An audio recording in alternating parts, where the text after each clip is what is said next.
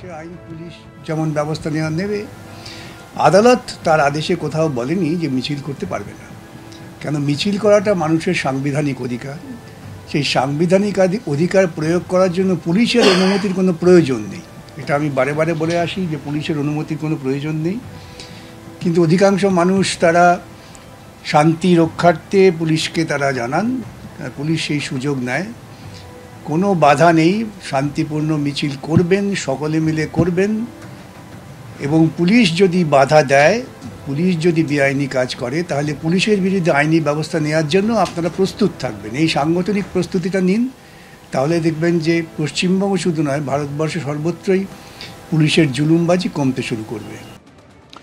নবান্ন অভিযানের ডাক দেওয়া আন্দোলনকারীদের ভয় দেখানোর অভিযোগ পুলিশের বিরুদ্ধে। আদালতের নির্দেশ দেখিয়ে পুলিশ এই ভয় দেখাচ্ছে বলে অভিযোগ করেছেন আন্দোলনকারীরা। কাল নবান্ন অভিযান ডেকেছেন বঞ্চিত চাকরি প্রার্থী, চাকরিজীবী, চাকরিহারা ঐক্যমঞ্চ এবং সংগ্রামী যৌথ মঞ্চ। আর এরপরে আন্দোলনকারীদের পুলিশ ভয় দেখাচ্ছে বলে অভিযোগ উঠছে। আর আন্দোলনকারীরা হুঁশিয়ারি দিয়ে বলছেন যে ভয় দেখালেও নবান্ন অভিযান হবেই। তবে পুলিশ সূত্রে দাবি করা হয়েছে এমন কোনো অভিযোগের বিষয়ে জানা নেই। নবান্ন অভিযান আটকাতে হাইকোর্টে গিয়েছিল মঙ্গলাহাট ব্যবসায়ী সমিতি। পুলিশের অনুমতি না থাকায় কোনো জমায়েত করা যাবে না বলে নির্দেশ দেয় হাইকোর্ট।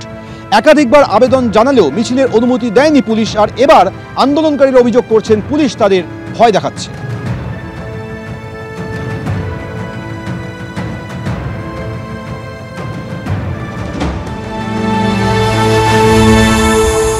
সংবিধানে পরিষ্কার বলা আছে শান্তিপূর্ণভাবে জমায়েত করার অধিকার প্রত্যেক নাগরিকের আছে। আমরা বলেছি শান্তিপূর্ণভাবে জমায়েত করব, কোনো অস্ত্রশস্ত্রের ব্যাপার নেই। তাহলে আমাদের যদি গ্রেপ্তার করে পুলিশ তো সংবিধান ভাঙবে, তার মানে পুলিশ সংবিধান ভঙ্গকারী। এক জায়গায় যদি আমরা যাই, ওখানে 163 ধারাও নেই কোনো, যে আমাদের গ্রেপ্তার করবে 163 ধারা জারি করে। ওখানে থাকার কোনো জায়গাও নেই। ওটা নবান্ন থেকে অন্তত 2 কিলোমিটার দূর হবে, কি আরও একটু বেশি হবে। সুতরাং কালকে জমায়েত হবেই এবং সেখান থেকে আমরা মিছিল করে মুখ্যমন্ত্রীর দিকে যাব। আন্দোলনকারীরা অভিযোগ করছেন যে কাল নবান্ন অভিযানের আগে পুলিশ তাদের ভয় দেখাচ্ছে। কি বলছেন সুকান্ত মজুমদার, দেখুন।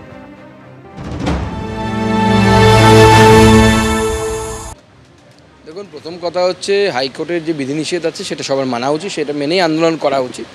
পুলিশ যেটা চাইছে মমতা বন্দ্যোপাধ্যায়ের নির্দেশে বিরোধী মানসিকতার সমস্ত ব্যক্তি, সে রাজনৈতিক ব্যক্তিত্ব হোক বা সামাজিক আন্দোলনকারী ব্যক্তিত্ব হোক, তাদের মধ্যে একটা ভয়ের পরিবেশ নির্মাণ করার জন্য।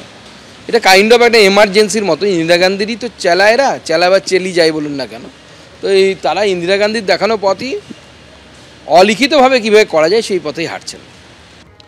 ভোটার তালিকায় বিশেষ সংশোধন নিয়ে প্রধানমন্ত্রীকে আক্রমণ করলেন কল্যাণ বন্দ্যোপাধ্যায়। তিনি বলছেন নরেন্দ্র মোদীকে পুশব্যাক করে দেবদেবীর কাছে পাঠিয়ে দেওয়া উচিত। পাল্টা কি বলছেন সুকান্ত মজুমদার, দেখুন পরপর।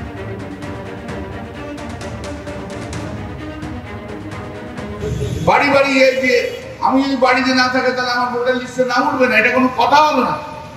কবে আপনি কোথায় উঠছেন? তাহলে আমি আপনাদের একটা কথা বলি, নরেন্দ্র মোদী তো নিজেকে বলেছিলেন যে নরেন্দ্র মোদী বায়োলজিক্যাল সান নয়। হ্যাঁ কি না? হ্যাঁ কি না? নরেন্দ্র মোদী বায়োলজিক্যাল সান নয়, স্পিরিচুয়াল সান। তারও বায়োলজিক্যালি ওর জন্ম হয়নি, তার বায়োলজিক্যালি জন্ম হয়নি। কালীর তো বায়োলজিক্যালি জন্ম হয়নি। মা কালী কি ইন্ডিয়ান সিটিজেন? না শিব ইন্ডিয়ান সিটিজেন? না শ্রীরাম ইন্ডিয়ান সিটিজেন? আর যদি নরেন্দ্র মোদী বায়োলজিক্যালি জন্মই হয় না থাকে, তার নরেন্দ্র মোদীও তো ইন্ডিয়ান সিটিজেন নয়। কি করে ওনার নাম ভোটার লিস্টে হবে? তাহলে ওকে পুশব্যাক করে দেবদেবীদের কাছে পাঠিয়ে দেওয়া উচিত। দেবদেবীদের কাছে পুশব্যাক করে পাঠিয়ে দেওয়া উচিত। অদ্ভুত এক দেশ চলছে। আজও পর্যন্ত ভোটার যারা আছেন সেই ভোটাররা সরকার ঠিক করে। কে সরকার হবে না হবে কে ঠিক করে? ভোটাররা ঠিক করে। এখন আবার উল্টে গেছে, নরেন্দ্র মোদী সরকার বলছে আমি ঠিক করে দেবো কারা ভোটার হবে না ভোটার হবে।